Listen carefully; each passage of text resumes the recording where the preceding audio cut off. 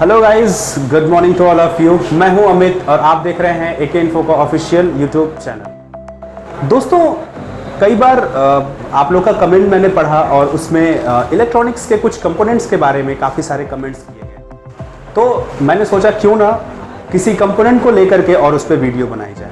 तो दोस्तों, आज मैं आप लोगों को इलेक्ट्रॉनिक्स के सबसे पहले कंपोनेंट माने जाने वाले रजिस्टर के बारे में बताऊंगा। रजिस्टर, जिसको कि हम हिंदी में अवरोधक के नाम से भी जानते हैं। कुछ लोग उसको रजिस्टर कहते हैं, कुछ लोग रेजिस्टेंस के भी नाम से जानते हैं। तो आइए देखते हैं रजिस्टर कैसे काम करता है और उसका पहचान क्या होती है, मोबाइल फ़ोन पीसीबी पर कितने प्रकार का होता है और उसे हम मल्टीमीटर के थ्रू कैसे चेक करते हैं। ठीक है दोस्तों, तो रजिस्टर, जिसको हम डिनोट करते हैं आर से, जिसकी यूनिट होती है ओम्स, यानी कि अगर हम मेजर कर रहे हैं, मेजरमेंट के दौरान कहीं हमें अगर रजिस्टर की आवश्यकता पड़ रही है तो हम ओम्स के अकॉर्डिंग रजिस्टर को लगाएंगे। यानी उसकी वैल्यू का अगर हमें अंदाजा लगाना हो तो हम ओम्स के अकॉर्डिंग उसका वैल्यू मेजर करेंगे। सर्किट सिंबल की बात करें तो एक ऐसा सर्किट सिंबल होता है, इसका एक ऐसा सर्किट सिंबल होता है, यानी ये जो इसको हम जिगजैग मोशन कहते हैं। तो ये जो दोनों सर्किट सिंबल है, दोनों सर्किट सिंबल रजिस्टर्स के लिए यूज किया जाता है, जिसमें कि ये वाला जो सर्किट सिंबल होता है वो एसआई के द्वारा दिया गया था, यानी कि ये इंटरनेशनल स्टैंडर्ड है, और ये जो है ये अमेरिकन स्टैंडर्ड है, यानी अमेरिका द्वारा दिया गया है। ठीक है दोस्तों, तो अब बात कर लेते हैं रजिस्टर के काम की। तो रजिस्टर जो है हमारा काम करता है, ये limits the flow of current, यानी कि रजिस्टर एक हमारा पैसिव इलेक्ट्रॉनिक कंपोनेंट होता है जो कि करंट की मात्रा को एक्चुअल में कम करने का काम करता है। यानी कि एक तरीके से हमारे सर्किट में ब्रेकर की तरह से काम करता है, अवरोधक की तरह से काम करता है। यह सर्किट को पूरी तरीके से ब्रेक नहीं करता है, बल्कि उसमें फ्लो होने वाले करंट को की वैल्यू को थोड़ा कम कर देता है। ओके दोस्तों, इसको समझते हैं एक एग्जाम्पल के थ्रू। अब आइए व्हाइट बोर्ड पे देखते हैं। देखिए, यहाँ पे दो डायग्राम मैंने बनाया है, एक है डायग्राम ए, दूसरा है डायग्राम बी। एक डायग्राम में एक पाइप के थ्रू मैं पानी फ्लो कर रहा हूँ। ठीक है, ये पानी क्या है, जिधर से जितना आएगा उतना ही आउटपुट के रूप में हमें मिल जाएगा।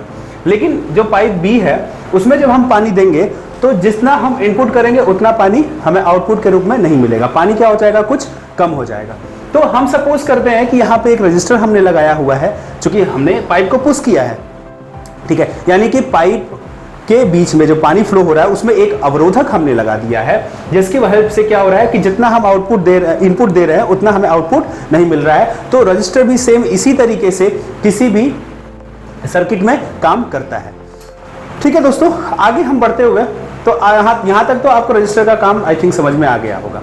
ठीक है, एक और एग्जांपल ले लेते हैं। जैसे कि हम रोड पे अगर चल रहे होते हैं तो जनरली रोड पे क्या होता है, किसी स्कूल के सामने या किसी कॉलेज के सामने या किसी हॉस्पिटल के सामने एक ब्रेकर लगा होता है, या फिर आम सड़कों पे भी हम देख लेते हैं ब्रेकर लगे हुए।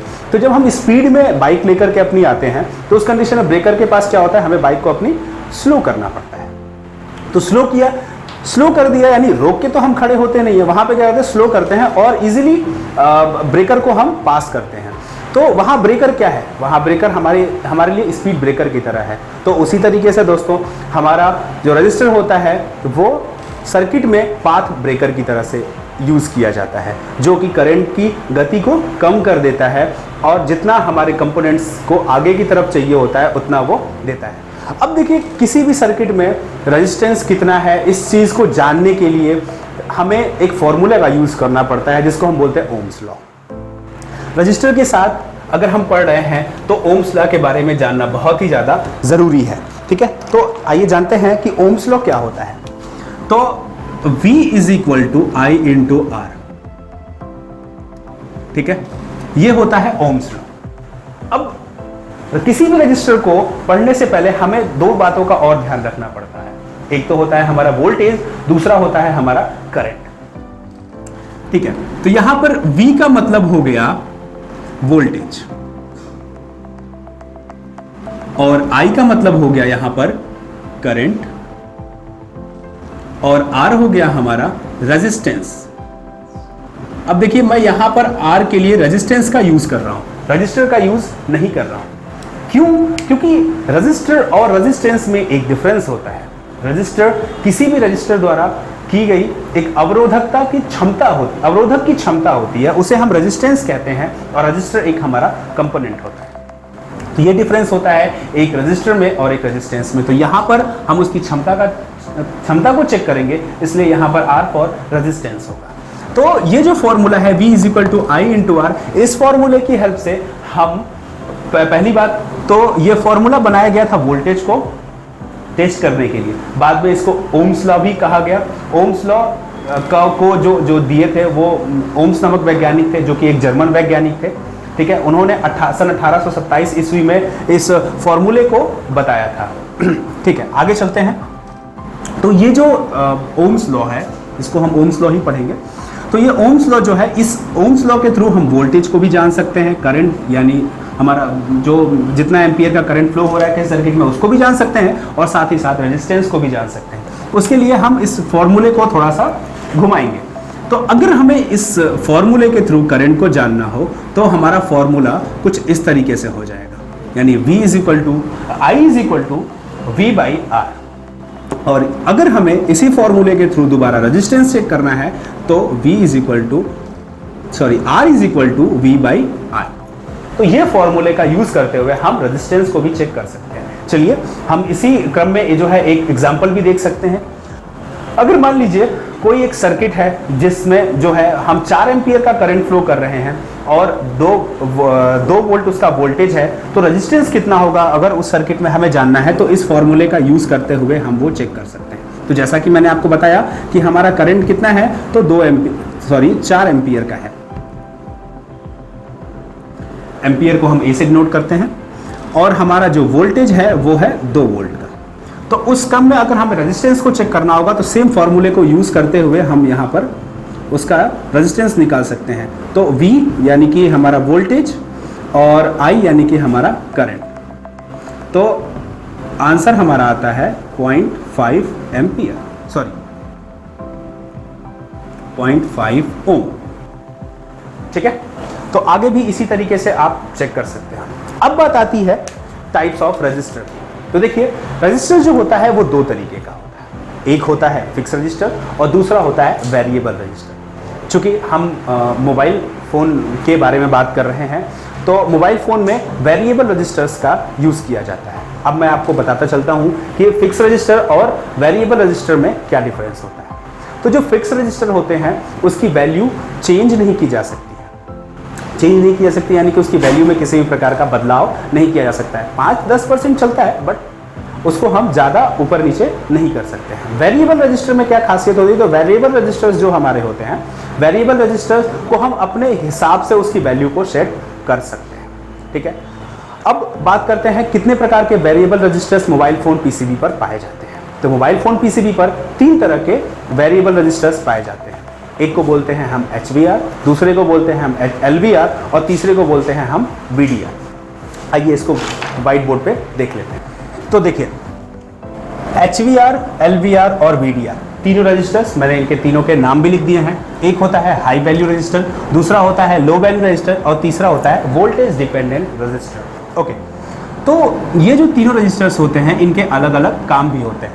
हाई वैल्यू रजिस्टर ऐसी जगह पे यूज़ किया जाता है जहां पर हमें ज़्यादा वैल्यू के करंट को रेजिस्ट करना हो, वहां पर जो रजिस्टर यूज़ होता है वो होता है HVR यानी हाई वैल्यू रजिस्टर, और लो वैल्यू रजिस्टर यानी कि ऐसा रजिस्टर जिसकी वैल्यू बहुत कम होती है, और वो ऐसी जगह यूज़ किया जाता है जहाँ पे कि हमें कम वैल्यू के करंट को रेजिस्ट करना हो।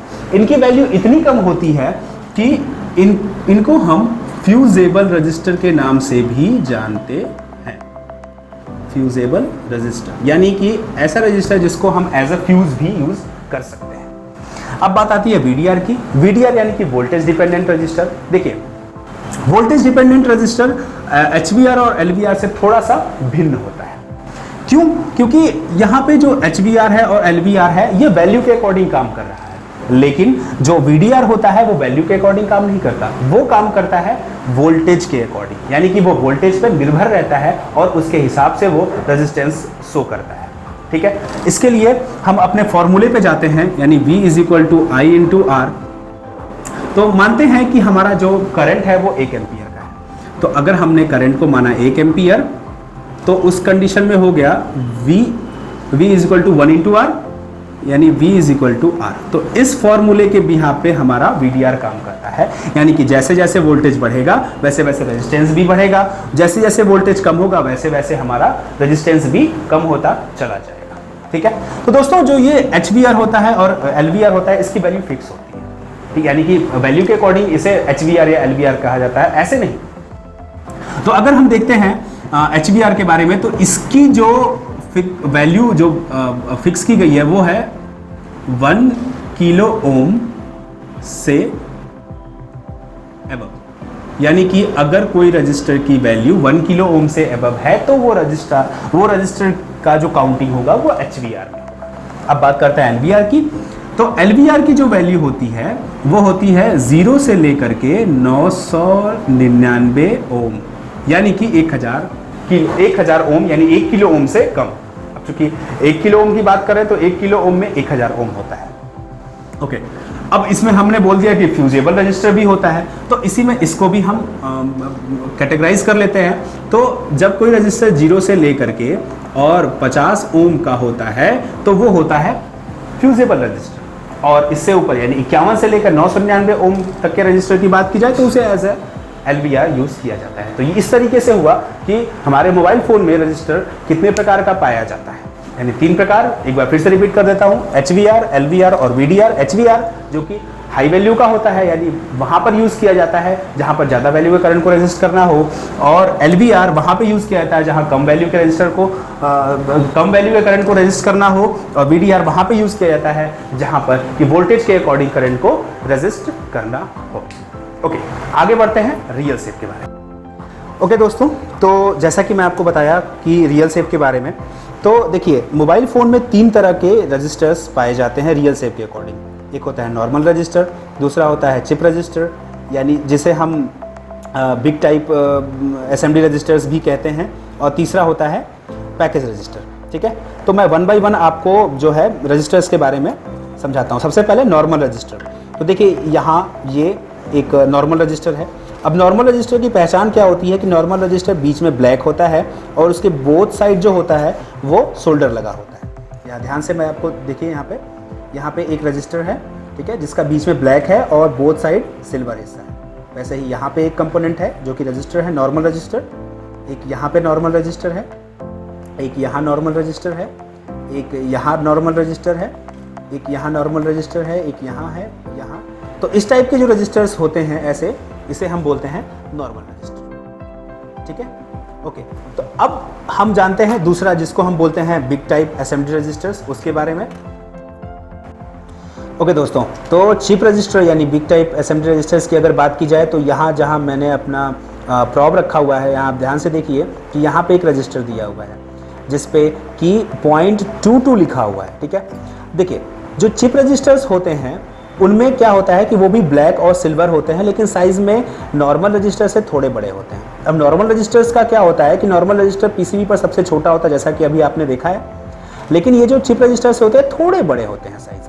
इनके ऊपर कुछ लिखा भी होता है, लिखने में जैसे कि इनके ऊपर R22 यानी R के साथ डिजिट भी हो सकता है, या 0.22 पॉइंट के साथ डिजिट हो सकता है, या फिर इसी रजिस्टर्स में केवल नंबर भी हो सकता है, जैसे कि 220 या 420 या 320। तो ये जो रजिस्टर्स होते हैं जो कि R के साथ डिजिट होते हैं, जैसे कि अभी मैंने बताया आपको R22, तो ऐसे रजिस्टर्स को हम कहते हैं LVR चिप रजिस्टर, और वही जो हमारे केवल डिजिट वाले रजिस्टर्स होते हैं उनको हम बोलते हैं HVR चिप रजिस्टर। ओके, अब इसी क्रम में मैं आपको दिखाता हूँ आगे पैकेज रजिस्टर के बारे में। तो देखिए यहाँ पे आप देख रहे होंगे पैकेज रजिस्टर की, पहले आपको स्टोरी बता देता हूँ कि पैकेज रजिस्टर्स ऐसे रजिस्टर्स होते हैं जहाँ पर कि 2 या 2 से अधिक रजिस्टर्स को एक साथ चिपका कर लगाया गया होता है। ठीक है, तो यहाँ पे आप देख रहे होंगे ये एक पैकेज रजिस्टर है, ये एक पैकेज रजिस्टर है, यहाँ एक पैकेज रजिस्टर है। ठीक है, तो ये जो आपको दिखाई दे रहे हैं ये सारे के सारे क्या हैं, पैकेज रजिस्टर हैं, ये तीनों। ठीक है, और फिर इसके बाद मैं आगे के बोर्ड में आपको दिखाता हूँ।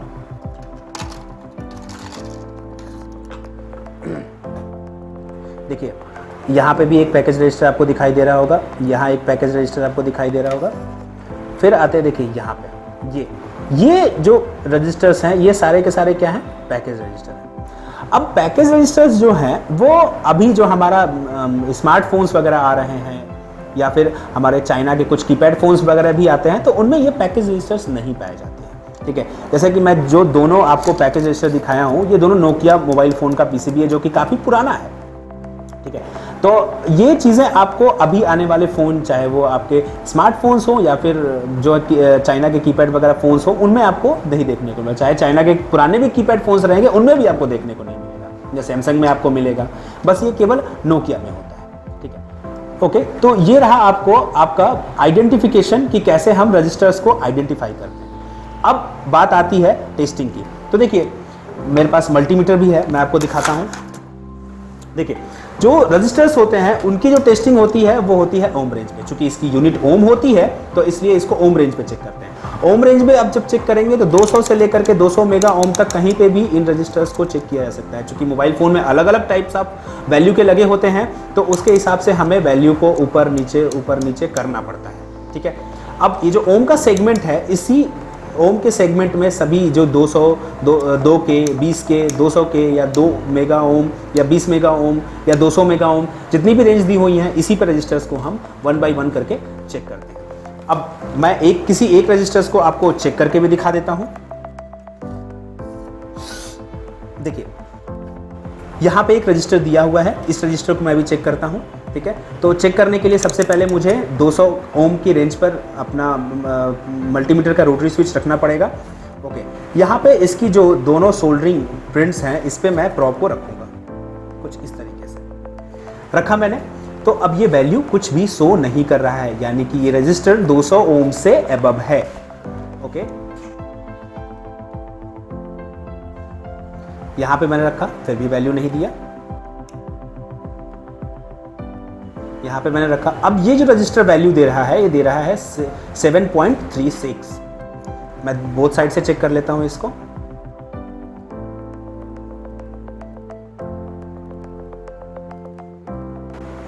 वन साइड से चेक किया मैंने, वैल्यू आ रहा है 7.35।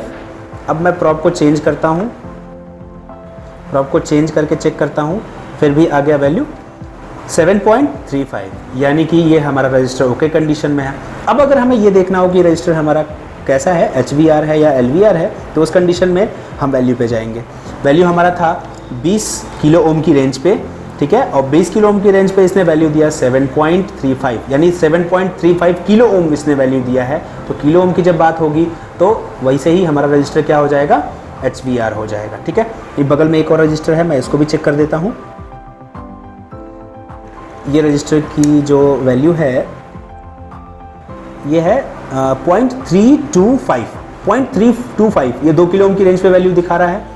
तो 0.325 है, इसका मतलब ये 325 ओम का रजिस्टर है। तो 325 ओम का रजिस्टर अगर ये हुआ, चूंकि रजिस्टर तो ओके कंडीशन में है, और अगर 325 ओम का है तो ये रजिस्टर हो जाएगा LVR। तो इस प्रकार से मैंने आपको LVR और HVR दोनों ही रजिस्टर्स कैसे होते हैं मैंने आपको बता दिया। ओके दोस्तों, तो हमने जाना आज कि रजिस्टर क्या होता है, कैसे काम करता है, रजिस्टर को कैसे चेक किया जाता है, या फिर अगर किसी सर्किट में हमें रेजिस्टेंस जानना हो कि उस सर्किट का रेजिस्टेंस कितना है, या वोल्टेज कितना फ्लो हो रहा है, या उसका जो है करंट यानी एम्पियर कितना है, तो उसके संबंधित मैंने ओम्स लॉ के बारे में भी आपको बताया।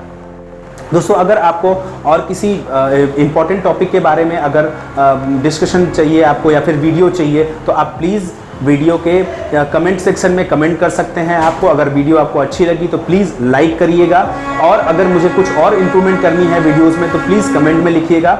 और तो और आपके बहुत वैल्यूएबल कमेंट्स हमें मिलते ही रहते हैं, जिसमें आपने थैंक्स या फिर बहुत सारी चीज़ें, बहुत सारे क्वेश्चंस भी आप करते हैं, तो एट अ टाइम हम आपको आंसर नहीं दे पाते हैं।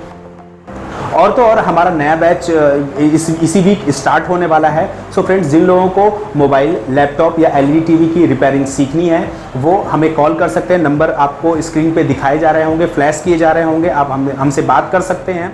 या अगर आपकी कोई क्यूरी है एडमिशन से रिलेटेड कि कैसे एडमिशन करें, कहाँ एडमिशन ले, कितना अब फीस वगैरह होता है, तो आप उसके लिए कॉल कर सकते हो। या फिर आपको वीडियो से संबंधित कोई भी अगर क्वेश्चन है या फिर कोई भी सुझाव अगर आप देने हैं तो कमेंट सेक्शन में आप दे सकते हो। फिलहाल दोस्तों, अभी के लिए धन्यवाद और वीडियो देखने के लिए